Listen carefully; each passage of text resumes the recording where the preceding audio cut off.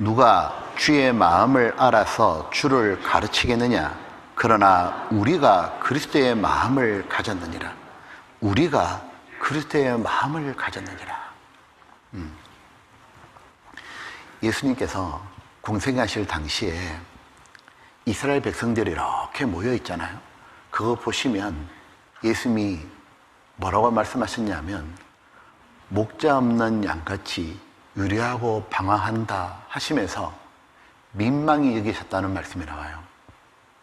그 마태복음 9장에 보게 되면 예수님이 민망히 여기시고, 그 민망히 했다는 말이 불쌍히 여긴다는 말인데 그냥 불쌍히 여긴다는 말이 아닙니다. 헬라 말로 보게 되면 에스플랑크니테스라고 한답니다. 그건 무엇이냐면 창자가 끊어지는 마음이라는 거예요. 우리 흔히 옛날에 애가 끓는다 그러잖아요. 너무 가슴앓이를 심하게 하면 내가 애간장에 놓고 애가 끓는다고. 그 애가 창자잖아요.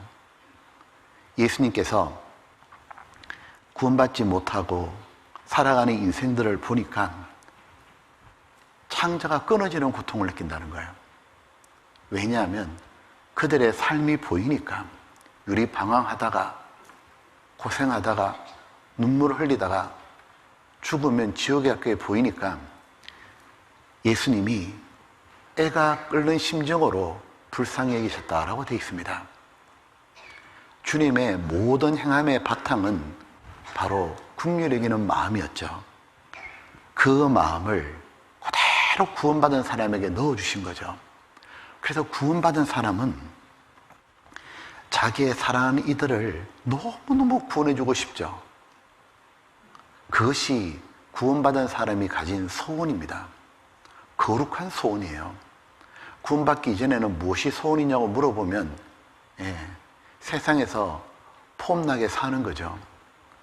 구원받고 나면 세상에 만물에 찢기가 되어도 좋은데 내 주변 사람이 구원받는 것, 특히 내가 사랑하는 친구들, 나의 피부치 가족들이 정말 구원받는 것, 그것이 소원이잖아요.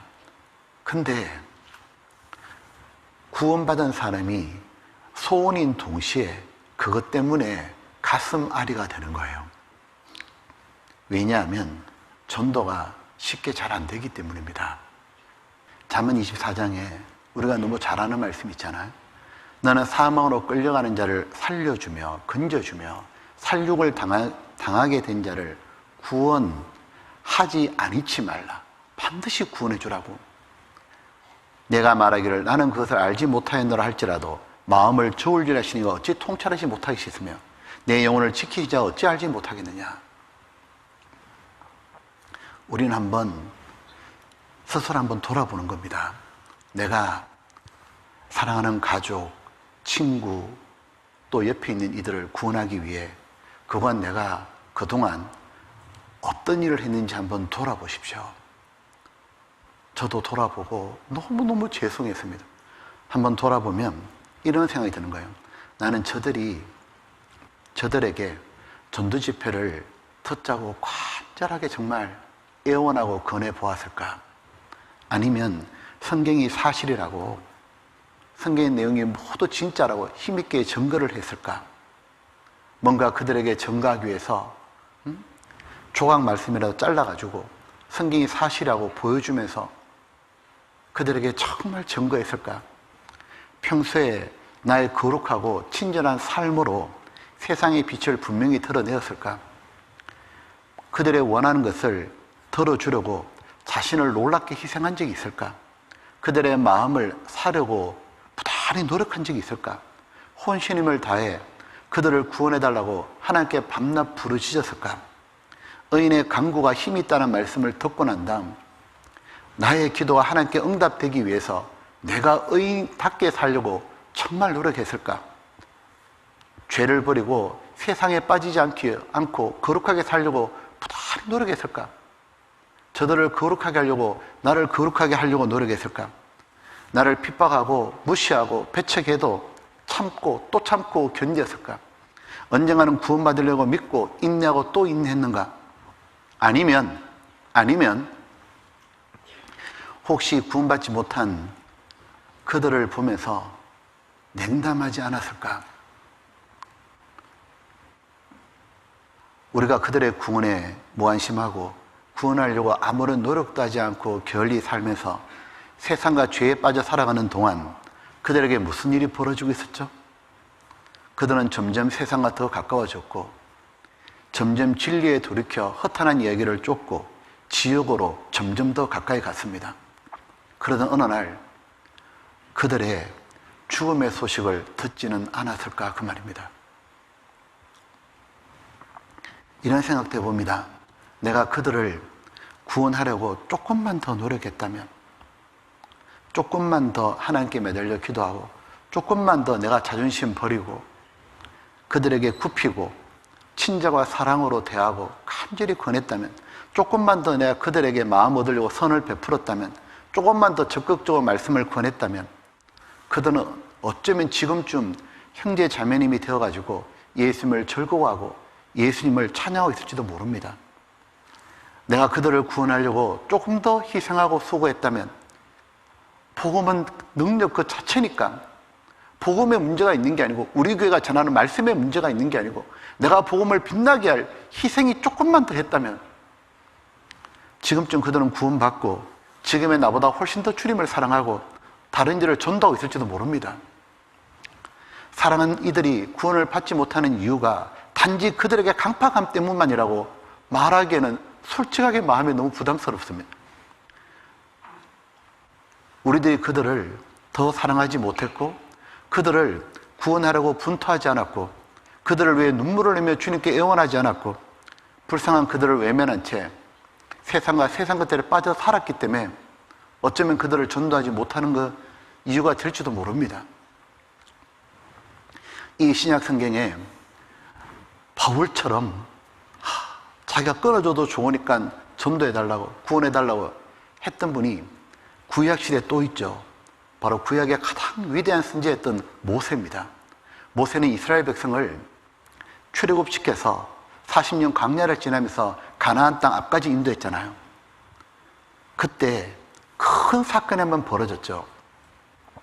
광야에 나오고 난 다음에 애굽에서 나오고 난 다음에 광야에 지낼 때 그 광야에 그들은 빈손으로 나오지 않았습니다.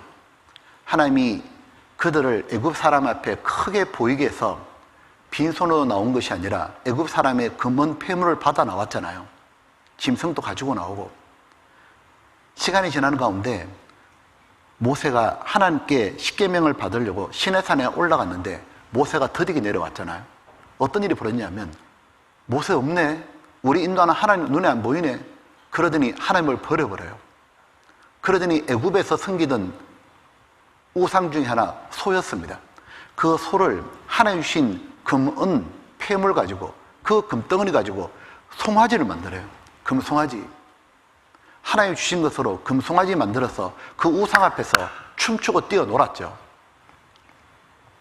하나님이 그 모습 보고 너무너무 진노하셨죠. 이 백성은 목이 곧은 백성이라고, 아무 희망이 안 보인다고 하나님이 진노하셔서 모세에게 말씀하셨죠. 그들을 진멸할 거라고, 내가 싹 다 죽여버리고 너로 다시 큰 나라가 되게 하리라. 모세, 너를 통해 다시 시작하리라. 하나님은 얼마든지 하실 수 있잖아요. 아브라함 한 사람 통해서 애굽에서 200만의 이스라엘 민족을 보존하신 것처럼 모세 한 명 통해서 얼마든지 살아갈 수 있잖아요. 그 말씀을 모세가 들었을 때 너무너무 놀랬잖아요. 왜냐하면 지금 죽는 대상이 누구냐면 자기 동족 전부 다고 자기 형 아론, 누나 미리암 포함해서 모든 이스라엘 백성이 이 죄에 다 휘말렸어요. 그 속에는 모세의 가족도 들어가 있는 거예요. 친척 다 들어가 있는 거예요. 다 죽여버리시겠다고. 그때 모세가 하나님 앞에 엎드려 울며 기도하잖아요. 그 기도 내용이 성경에 나오지 않습니까? 출애굽기 32장입니다. 30절에 이튿날 모세가 백성이 이르되 너희가 큰 죄를 범하였도다. 내가 이제 여호와께 올라가노니 혹 너희의 죄를 속할까노라 하고 여호와께로 다시 나아가 여짜오되 슬프도소이다. 이 백성이 자기들을 위하여 금신을 만들어 사오니 큰 죄를 범하였나이다. 그러나 합의하시면 이제 그들의 죄를 사하시옵소서. 그렇지 않사오면 원컨대 주의 기록하신 책에서 내 이름을 지워버려 주옵소서. 엄청난 기도를 드렸죠. 자, 이제 봅니다. 모세에 한 사람이 기도했거든요. 근데 그 한 사람의 기도가 이스라엘 백성 전체를 다 살렸습니다. 모세는 도대체 하나님께 어떻게 기도를 드렸길래, 하나님은 하신 말씀을 되물리지 않잖아요. 근데 하나님께서 그 말씀을 되물리면서까지 모세의 기도에 응답을 해주셨어요. 정말 모세가 드린 기도는 응답받는 기도였고 능력 있는 기도잖아요. 하나님의 계획을 바꾸잖아요. 우리가 이걸 배워야 되잖아요. 그래서 우리도 우리 주변의 사람을 구원해야 되잖아요. 모세가 드린 기도에는 3가지의 내용이 들어있어요. 무엇이냐면, 모세는 슬픔과 눈물로 기도를 드렸고, 2번째는 자기의 생명을 걸었죠. 차라리 내 이름을 지워달라고. 그리고 모세는 하나님께 응답받을 만한 의인이었습니다. 자, 즉 이 뜻이에요. 하나님은, 하나님이 너무 사랑하는 모세가 자기 생명을 걸면서까지 이스라엘 백성 살려달라니까, 눈물 흘리며 호소하니까 하나님께서 모세의 기도를 안 들어줄 수가 없었다는 뜻이에요. 자, 하나씩 짚어보겠습니다. 32장 31절입니다. 모세는 이렇게 기도했습니다. 여호와께로 다시 나아가 여짜오되 슬프도소이다. 이 백성이 자기들을 위하여 금신을 만들어 사오니 큰 죄를 범하였나이다. 모세는 이렇게 말했죠. 이 백성들이 큰 죄를 범했습니다. 슬프도소이다. 무슨 뜻입니까? 모세는 이스라엘 백성들이 상태를 너무너무 슬퍼한 거예요. 그리고 하나님께 탄식과 눈물로 그들을 용서해달라고 빌었던 거죠. 보면 모세가 슬퍼했던 건 이겁니다. 이스라엘 백성, 아론을 포함한 이들은 자신들이 지금 하나님을 버리고 하나님이 주신 걸 가지고 우상을 만들어 섬기는 것이 하나님을 얼마나 진노케 한 죄인지도 모르는 거예요. 그게 자기들이 하나님 앞에 지금 무슨 짓을 했는지, 얼마나 그 죄가 큰지도 모르고 주님의 심판이 지금 진멸시키겠다는 그 내용도 전혀 모른다는 거예요. 자기들의 죄도 모르고 자기들의 결말도 모르는 거예요. 하나님의 심판이 얼마나 무서운지도 몰라요.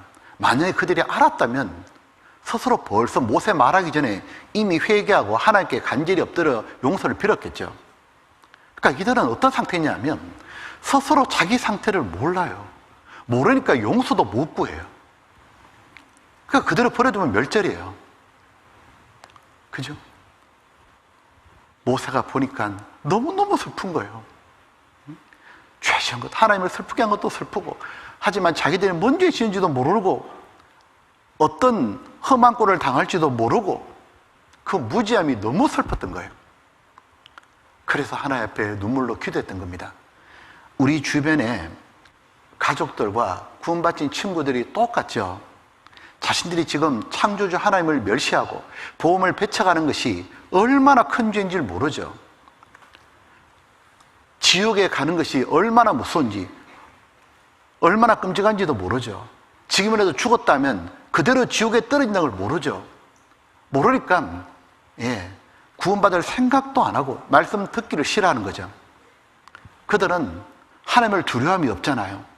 그렇기 때문에 스스로 회개하지도 못해요. 스스로가 이러면 안 되는구나, 내가 이래 살면 안 되는구나, 내가 하나님의 말씀을 들어야 되는구나 생각도 못한다고. 그것도 할 수 없는 너무 불쌍한 사람이에요. 그럼 어찌해야 됩니까? 그들을 위해서 하나님께 그들의 상태를 말해줄 사람은 먼저 구원받는 우리밖에 없다는 거예요. 어떤 청년의 어머니가 평생 우상 숭배하고 절에만 다녔어요. 조상 제사 붙잡고 있어요. 그것이 집안에 복을 준다고 믿는 거예요. 그러니까 자신이 지금 무슨 죄 짓는 것도 몰라요. 지옥 가는 건 전혀 모르죠. 어떤 청년의 어머니는 일반교회 골수 신자예요. 모태신앙이고 자기가 제일 잘 믿는 줄 알아요. 그리고 구원받지 못해도 대단한 믿음이 있는 것처럼, 하나님 앞에 큰일 하는 것처럼 얘기하고, 오히려 복음을 전하는 사람을 해방하고 이단이니 뭐니 막 배척해요. 그러니 스스로 회개하지도 못하는 거예요. 어떤 분의 아버지는 세상 욕망에 찌달리고 죄에 절어가지고 스스로 도저히 그 죄에서 빠져나오지를 못해요. 도대체 어떻게 해야 돼요? 그 모든 이유가 뭐예요? 무지함 때문이죠. 왜 무지합니까? 하나님의 말씀을 들어본 적이 없잖아요. 나하고 유일한 차이는 뭐예요? 나도 그렇게 살았는데 나는 하나님의 말씀을 잘 들었던 것밖에 없잖아요. 하나님, 저분들이 저렇게밖에 못 사는 거 하나님 이해해 달라고. 왜냐하면 성경 말씀을 들어보지 못해서 그런 거라고. 하나님 제발 말씀을 못 들어서 그런 거니까 제발 좀 불쌍하게 달라고. 그리고 하나님, 저분들의 마음을 좀 바꿔달라고. 왕의 마음은 보의 물처럼 여호와께서 임의로 바꾸고 인도할 수 있다고 하셨지 않냐고. 저분들은 내보다 더 높은 왕 같아가지고 내가 말해봐야 씨알도 안 먹힌다고. 만왕의 왕이신 하나님께서 저들의 마음을 좀 바꿔달라고. 그들을 대신해서 기도해야 되잖아요. 안 그래요? 자기들이 알면 절대로 저렇게 안 하지. 알면은 벌써 회개하고 죄를 뒤집어서고 구원해달라고 빌었겠죠. 말씀을 못 들어봐서 저런 거잖아요. 하나님, 정말 그 말씀을 듣게 하고 제발 좀 말씀을 듣게 해달라고, 용서해달라고. 몰라서 저런다고, 너무너무 슬프다고. 그렇게 하나님께 눈물을 흘리고 애원하는 그 간청에 하나님은 어느 날 돌덩이처럼 딱딱한 그 어머니의 마음을 녹이시고 구원받게 하시고 모두에게 감사의 눈물을 흘리게 하시잖아요. 그리고 모세는 이렇게 기도했습니다. 출애굽기 32장에 32절입니다. 그러나 합의하시면 이제 그들의 죄를 사하시옵소서. 그렇지 않사오면 원컨대 주의 기록하신 책에서 내 이름을 치워버려 주옵소서. 모세는 자기의 생명을 걸었죠. 하나님, 이 백성을 구원하지 않고 멸망시킬 것 같으면 차라리 자기부터 먼저 지워달라고. 자기 이름을 생명책에 지워달라. 자기를 차라리 지옥에 보내라, 이 말이잖아요. 얼마나 간절했으면 그랬을까. 근데 한편 마음이 이해가 돼요. 우리가 똑같은 마음이지 않습니까? 만약에요, 내가 지금 휴가 일어난다 한번 생각해 보라고. 근데 아직 구원받지 않은 내 자녀가 있어요. 그렇다면 내 혼자 휴거대가 딱 가잖아요. 그러면 그렇게 내가 천국 가면 천국 가는 발걸음이 좋을까요? 아무리 전도해도 전도가 잘 안 되게 되면 우리 마음에 엉어리가 딱 맺혀요. 한이 맺히죠. 사람이 한을 품잖아요. 가슴이 뽀개지는 것 같아요. 완전히요. 건강이 이상이 막 오잖아요. 누가복음 18장에 보면 과부의 기도 잘 아시죠? 항상 낭망치 말고 기도해야 될 것을 한 과부를 들어서 예수님이 비유로 말씀하시잖아요. 내용이 이런 거죠. 자신의 힘으로 이 맺힌 원한을 도저히 못 풀겠어요, 이 과부가요. 근데 유력자가 재판관이 있었죠. 근데 이 재판관이 불의한 사람이에요. 그래도 저 사람만이 내 원한 풀어줄 줄 같으니까 계속 찾아가 두드리잖아요. 계속 찾아오자 하나님을 두려워 않던 사람 무시하는 과부라고 깔보던 그 불의한 재판관이 귀찮아서 이렇게 말하죠. 이 과부가 나를 번거롭게 하니 내가 그 원한을 풀어주랴. 그렇지 않으면 늘 와서 나를 괴롭게 하리라. 그 사람 무시하고 과부라고 깔보고 그 사람 또 귀찮아서라도 내 원한 풀어줘야겠다. 근데 하나님은 불의한 재판관이 아니고 우리 무시하는 분이 아니잖아요. 내가 눈물을 흘리고 기도하면 나를 주목하는 분이잖아요. 나를 사랑하는 아버지잖아요. 어머니잖아요. 내가 애원하고 눈물을 흘리면 안 들어주면 마음이 너무 아프잖아요. 우리 자녀들이 눈물을 흘리고 아파하는 거 보면은 뭐 어떻게 될 것 같지 않습니까? 제가 불행한 걸 보잖아요. 못 견딜 것 같은 거예요. 안 그렇던가요? 내 아이가 너무 아파하고 힘들어하면 다 필요 없지 않습니까? 하나님 우리를 바라보는 마음이 그렇지 않겠냐고.